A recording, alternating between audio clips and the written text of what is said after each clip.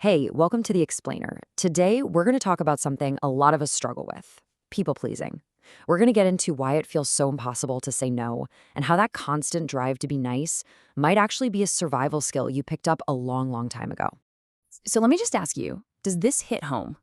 You know that feeling, right? Someone asks you for something and your brain is screaming no, but the word it gets caught. It won't come out. Yeah, if that last question felt a little too real, then this stuff probably will too. It's that constant background noise for a people pleaser. You're feeling hurt, but you slap on a smile anyway. You're terrified of conflict, of letting anyone down. The second you think someone might be upset, your shoulders tense up and that little voice in your head immediately asks, "What did I do? Was it my fault?" Now, it is so easy to beat ourselves up for this, isn't it? To call it weakness or say we don't have a backbone. But that is not the whole story. What if this isn't a character flaw at all? What if it's actually a very clever survival skill you had to learn when you were just a kid? Okay, so if it's a survival skill, how does it end up becoming such a trap for us as adults? Let's unpack this with a story, a real-world example that just breaks it down perfectly. So let's talk about this one guy, a client from a therapist's office. And on the outside, he is the ideal employee. He's that good person everyone seems to love. Always kind, always polite, and yep, he's always the one staying late, picking up the slack, and finishing work that isn't even his. But here's what was going on inside his head. He told his therapist this, and it really just gets to the heart of the whole thing. He wasn't a fool. He knew he was being taken advantage of.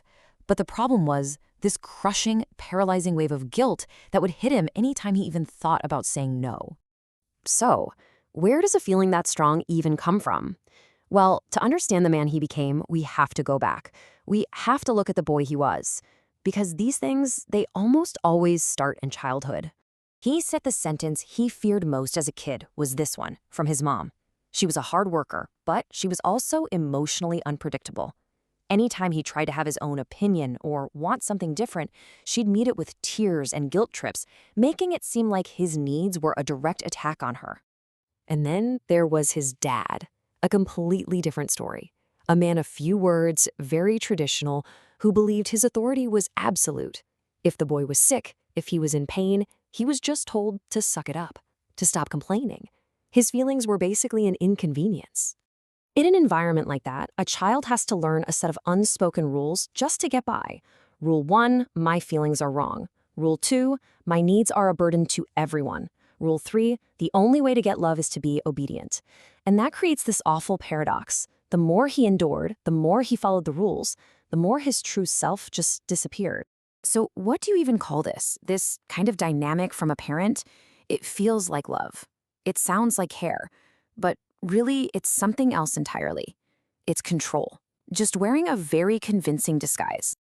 This whole dynamic forces a child to become a secret translator.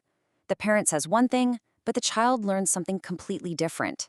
When they say it's for your own good, the child hears, "My feelings don't matter." When they say you're so ungrateful, the child learns, "I have to hide who I really am to be safe." Compliance becomes the only way to feel secure. And you know what? There's a name for this.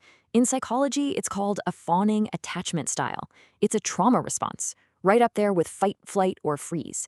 You learn that the safest path through a scary situation is to make the threat happy, to just agree, to appease, to avoid conflict at all costs. And that survival strategy, it doesn't just vanish when you grow up.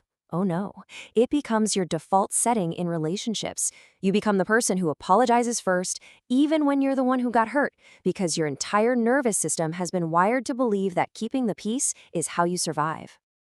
But here's where the story starts to change. And this is the most hopeful part of all of this.